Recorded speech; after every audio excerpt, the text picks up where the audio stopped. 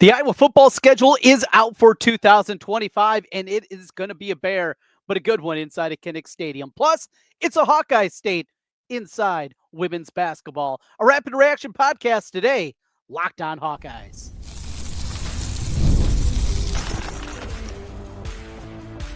You are Locked On Hawkeyes, your daily podcast on the Iowa Hawkeyes. Part of the Locked On Podcast Network, your team every day.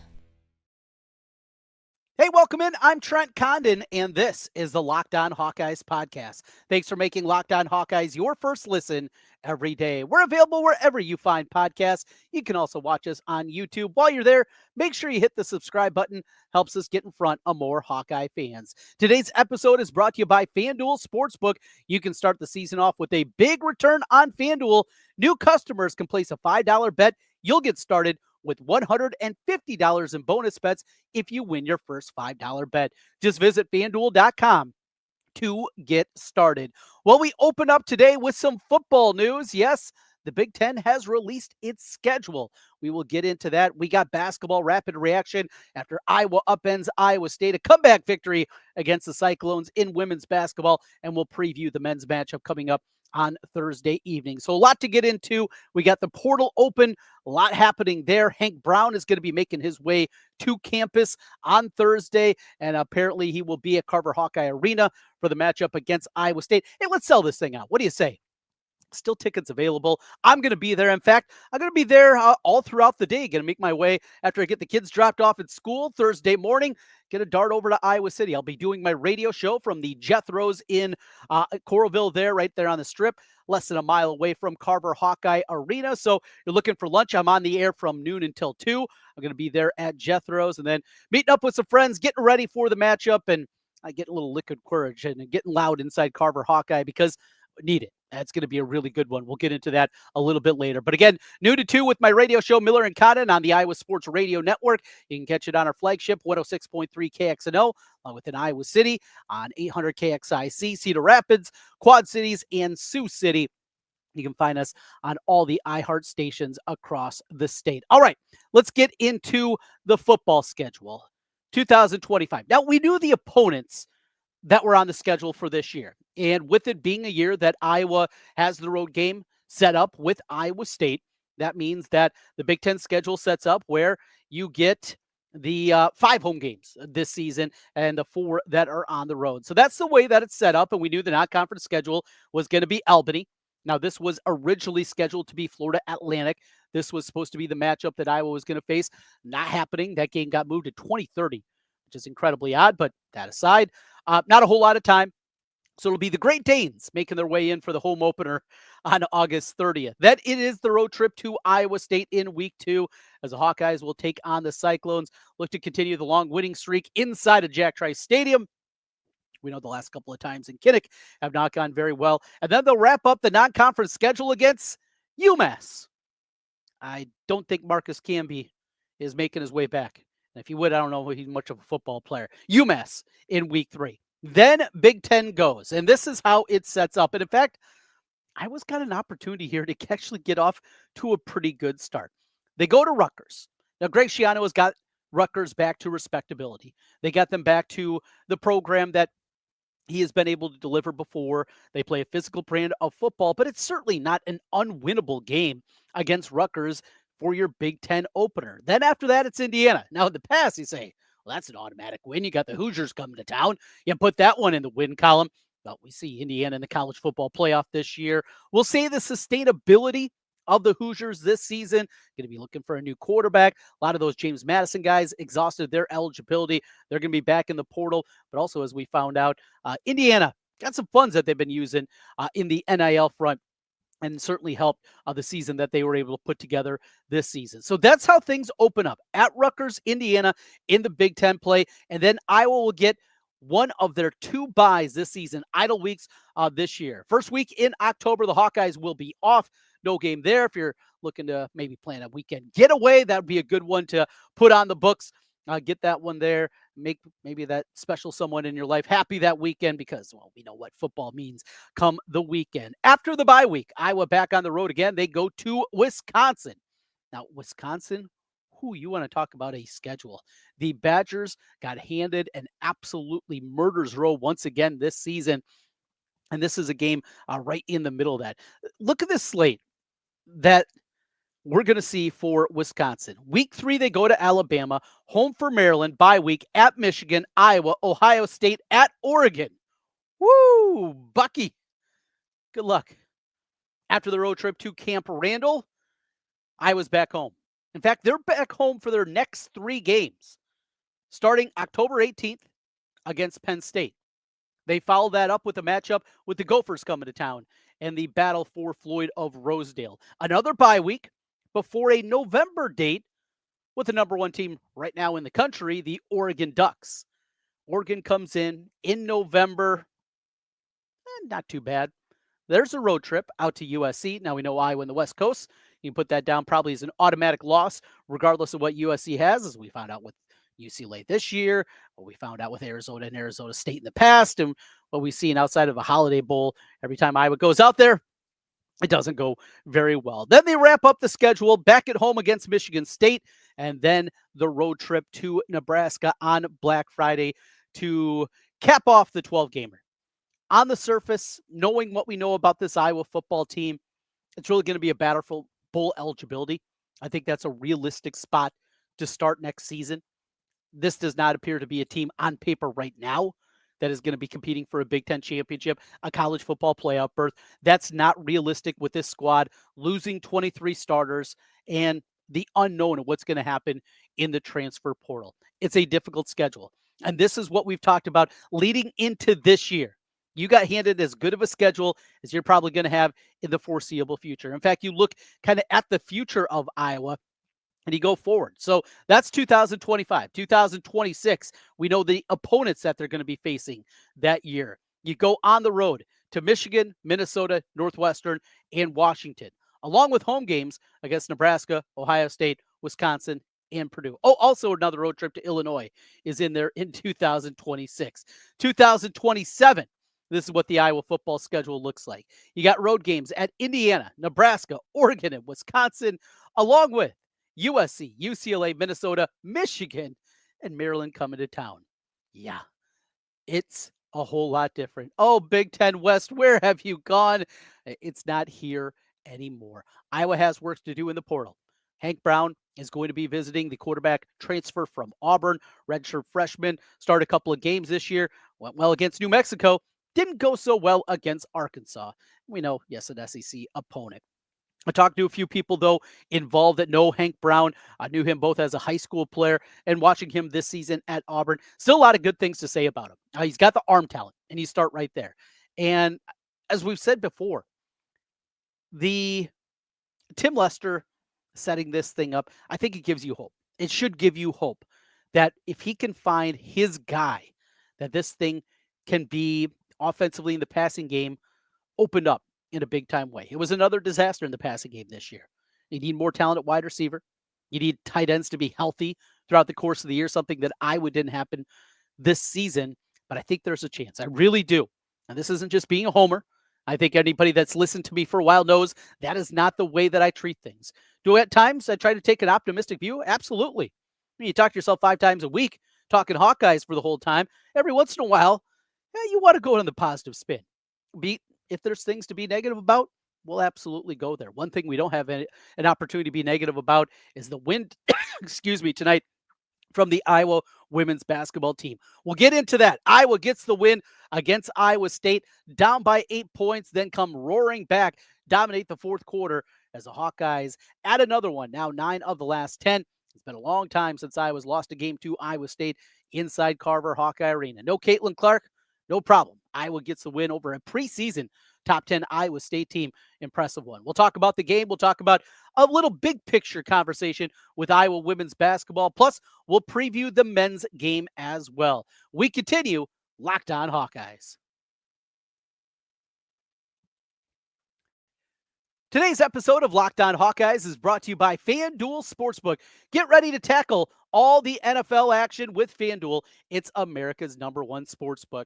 Right now, new customers, you can bet $5. You're going to get $150 in bonus bets if you win. The FanDuel Sportsbook app gives you everything you need to place live bets on the NFL all in one place. Get a hunch in the middle of the game, see something you like, see something that you think is worth betting on. You can check out the latest stats, view live play-by-play, and so much more right there on the same page where you're placing your bets. Just visit FanDuel.com to join today. You'll get started with $150 in bonus bets if you win your first $5 bet. That's FanDuel.com. FanDuel.com. Never waste a hunch and make every moment more with FanDuel, an official sportsbook partner of the NFL. Trent Condon back with you once again on the Locked On Hawkeyes podcast. Thanks for making Locked On Hawkeyes your first listen every day. All right, quick pause here. All right, we're ready to go. Just had a little swig as we're battling through here after a late night watching Iowa get the win against Iowa State. By the way, speaking of FanDuel, Iowa currently a 6.5-point underdog at home against the Cyclone men coming up here on Thursday evening. Money line, Iowa a little better than 2-1, plus 202 on the money line. Cyclones land minus 250 on the money line, and the total 159.5. We'll get into that game a little bit more, but let's take a look back at what we saw here at Carver Hawkeye Arena. And for a while, it felt like it was just going to be one of those nights that it wasn't happening for Iowa.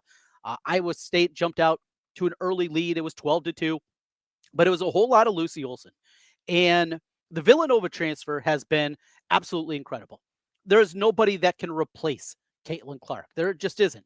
Because not only was she a great basketball player, but she was a transcendent star. There were so many angles to Caitlin Clark's game that brought the casuals in. And not just casuals. People that didn't like sports or don't like basketball were coming in to watch Caitlin Clark. My radio partner, Ken Miller, wouldn't watch a women's basketball game if his life depended on it before Caitlin Clark. My wife is not a big basketball fan. She loves her football. Basketball, not her forte.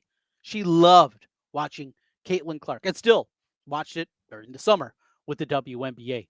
That's what she did. She brought in casual fans, people that weren't in women's basketball, people that weren't even basketball fans. That's what she was able to do. But you bring in Lucy Olsen from Villanova, and she has been as advertised. In fact, maybe even a little bit better than what I thought she was going to be. So we knew coming in, this was not a deep three-point shooter. That's not her game. This was not anything that was going to translate and be very similar to what it's been in the past and what we saw the 4 years previous with Caitlin Clark.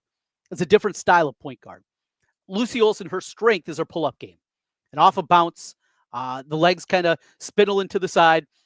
She, as much as you see her legs kind of going all over the place, though, she's so good at setting her shoulders and getting squared to the bucket. And you see that continuously throughout the course of the game, getting up to the elbow, pulling up at the free throw line, pulling up at 12 feet away, and just so good. Even as her body, her lower body is turning, getting those shoulders set and getting to the rim. Are really, really strong there. I was surprised in this one. I thought that if Iowa was going to win this game, Addison O'Grady was going to have a big-time performance, and it didn't happen. O'Grady finishes the game just 1 of 5 from the floor, had 1 bucket. That was it in the game. Finished with 4 rebounds as well, had 3 fouls. Maybe could have had a couple of others. You had the intentional foul. How you call that an intentional foul? Look, anybody that has been following women's basketball for a long time knows this. Or if you're a newbie, we all understand. Officiating a women's basketball is brutal. It's really bad. And it's part of the game that you just have to understand going into it. There's going to be nights you get bad whistles. There's going to be nights you get good whistles. There are going to be nights where there are inexplicable calls. It's just the reality of the situation. It's bad. And there were bad moments, certainly on both sides. In fact, I think Iowa maybe even got a better whistle than they did. And there were so many missed calls. That aside, not a great game inside for O'Grady. And Audie Crooks got hers. Now, she had 27 in the first 3 quarters and finishes with 31, but both those buckets came as it was academic at the end. Iowa just found a way. And they did it with defense. And that's what's fun about this squad. They're built differently. obviously with no Caitlin. It's not going to be the high-flying team that's putting up 95 points against a bunch of opponents in the Big Ten. That's not how they're going to win games. And there's going to be certain opponents that they're not going to be able to out-athlete. But there is a concerted effort on the defensive end of the floor that at times we haven't seen. And not just in the 4 years previous, but really in the Lisa Bluter regime. Defense was never their calling card. And this team has get stops against good teams. And that's exciting when you look at what they could possibly be. Are they going to win a national championship? No. Are they going to get to a Final Four again? Probably not. Are they even going to get to a Sweet 16? It's still going to be a stretch for them to get there. This is a tournament team, and this is going to be a good win. The Big 12 women's basketball is not what it once was. I think Iowa State's going to be right up there contending for a regular season title. This is going to be a victory that's going to go a long way.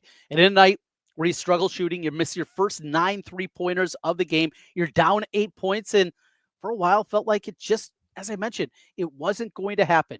To battle back, to persevere, I think says a lot about this squad, says a lot about what they are and what they're going to be throughout the course of this season. So an exciting one. I talked about Lucy Olsen, obviously at the top. Got to mention a couple other players.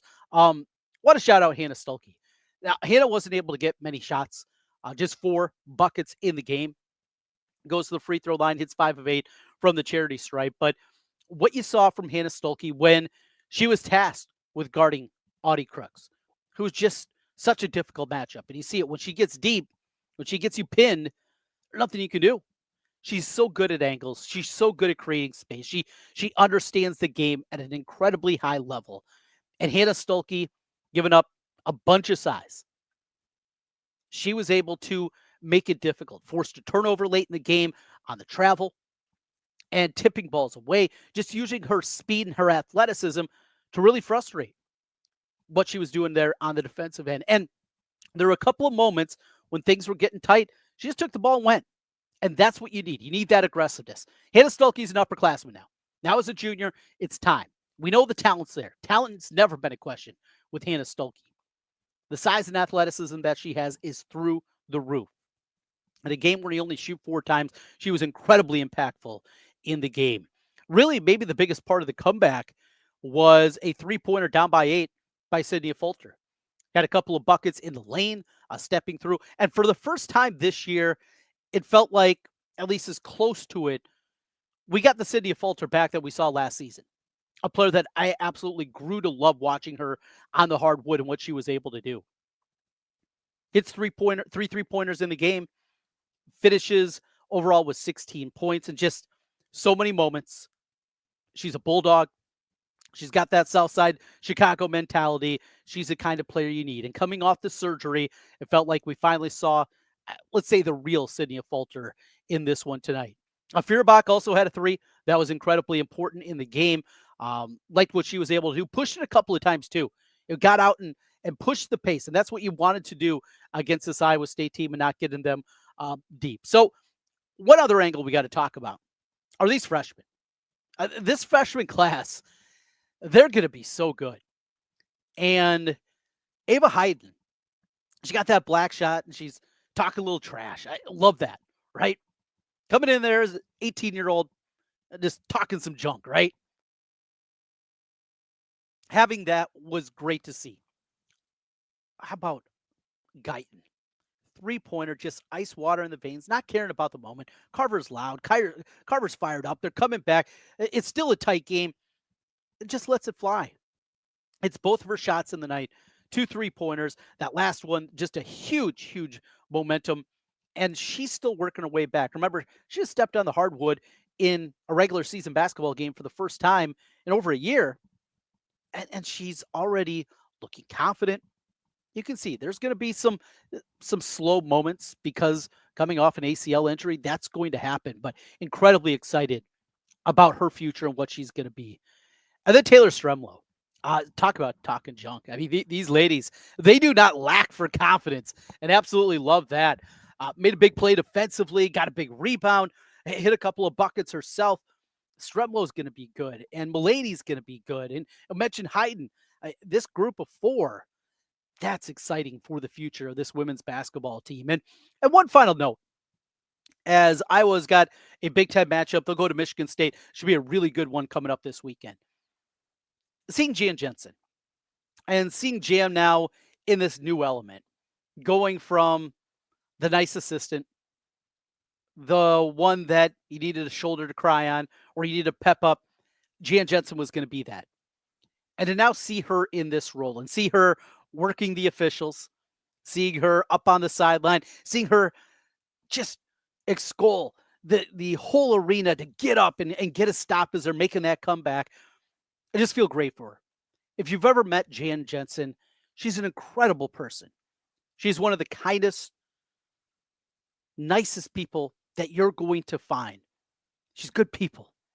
And to see her having early success like this, it's great to see. It really is. And just loved seeing her and the shots that we got in that one. And this is a matchup that's important. And Iowa now has taken hold of this series. Iowa has been the better half of this series now for a while. And it's not just the Final Four runs the last couple of years and playing for a national championship the last 2 seasons. Iowa's women's basketball felt like for a while they'd hit their plateau, and then they were able to exceed it. And to do it against Iowa State, I know for this coaching staff, I know for this program, is incredibly important. The Cyhawk men's basketball game, maybe it's lost a little bit of steam. Maybe that's the reason it's not sold out against the Cyclones on the men's side. We knew it was a sellout tonight. But this is something with the recruiting, the types of women that they go after on the recruiting trail. There's been some bad blood. There's been some negativity. There's been some things said that has certainly in the past rubbed the coaching staff at Iowa wrong. Didn't like the way maybe things were said. And so to get that win, to Jan get it her first time out against Iowa State, that was a big one. Really big one. Remember, Iowa State, preseason top 10. Now they haven't lived up to that. They already lost to UNI, got embarrassed by South Carolina. South Carolina is going to embarrass a lot of teams this year. And now they take their third loss here. Iowa bouncing back after the loss against Tennessee. That was great to see. Just a fun one in Carver and to hear the crowd fired up and to see another sold out crowd for women's basketball. Look, I was there.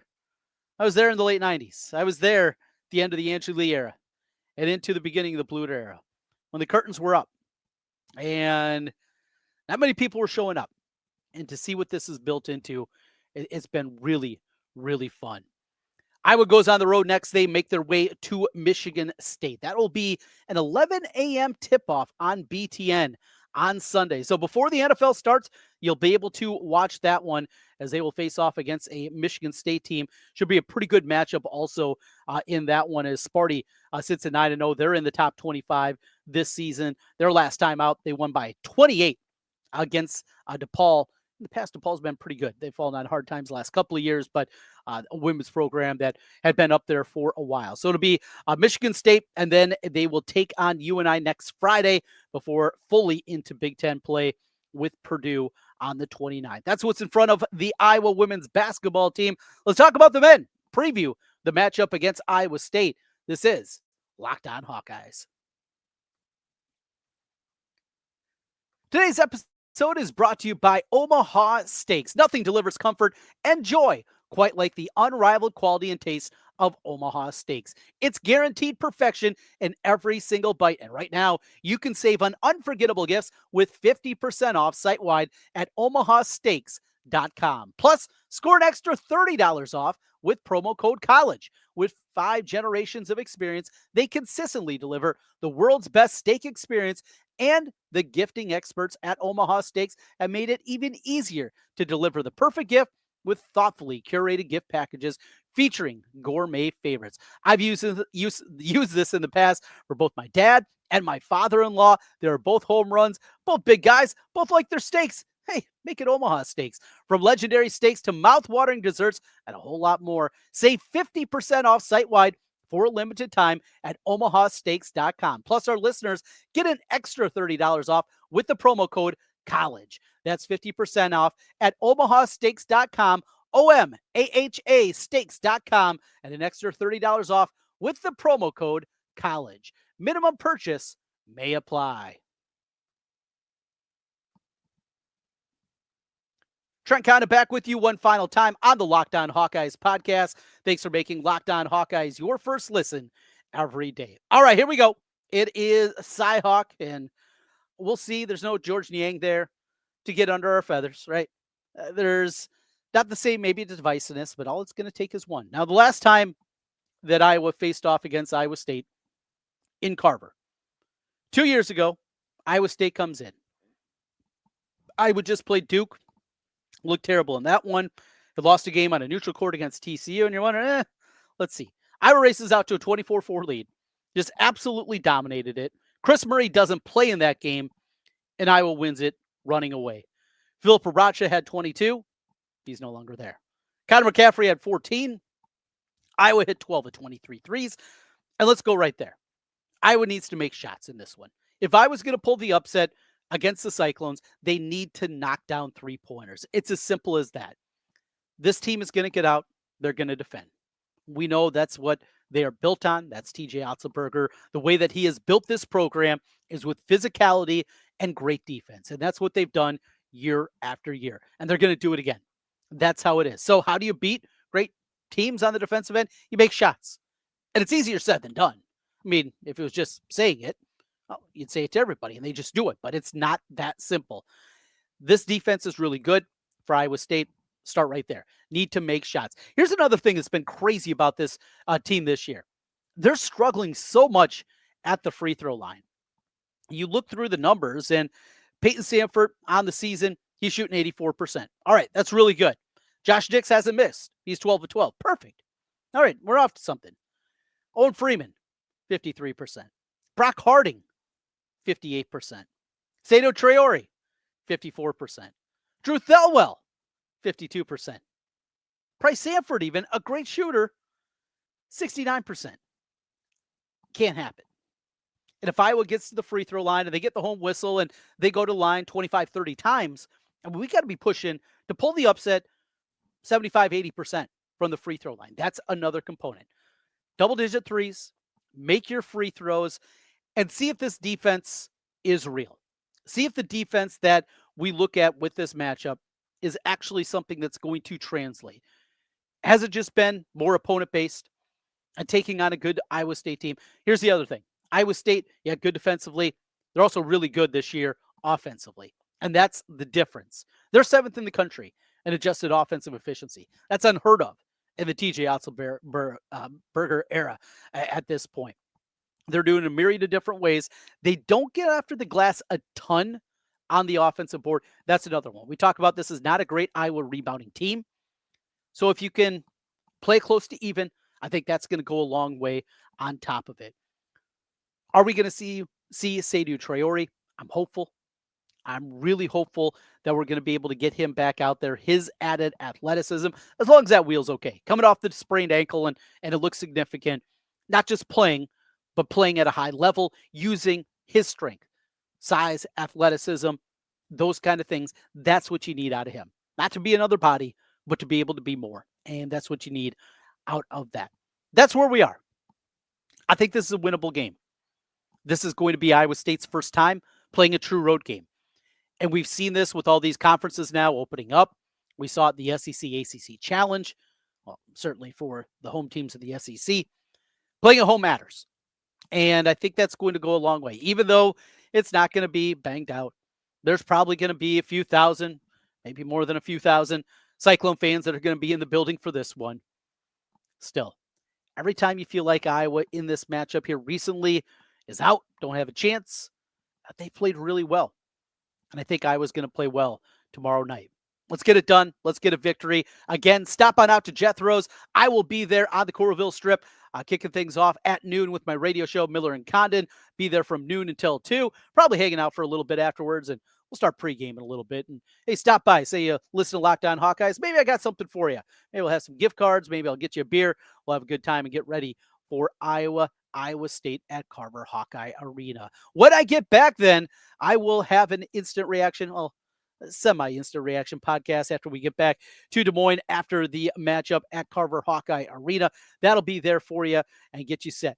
Hank Brown's going to be there. the transfer portal target from Auburn, the quarterback. Let's show him a good time and make things happen. Get that quarterback. We'll see if they're going to get more. We're going to talk more about that later in the week, exactly after quarterback. What else is important for this Iowa team? We talked about some of the matchups. You can check that out from yesterday's podcast here on Locked On Hawkeyes. Thanks for being with us, and thanks for making Locked On Hawkeyes your first listen every day. We got you covered on the Hawkeye front, but it doesn't matter your favorite team. NFL, NBA, MLB. Watch the NBA Cup tonight. That was a fun game. Doesn't matter what squad you root for, we got you covered. And not just your favorite team, could be your favorite sport. Locked On College Football, Locked On College Basketball, Locked On Women's Basketball, and Locked On Big Ten with Craig Sheeman. We have it here on the Locked On Network. Thanks for being with us. We'll talk to you again tomorrow. Let's get another win. Make it 2 in a row. Hawkeye State continues. We'll talk to you tomorrow.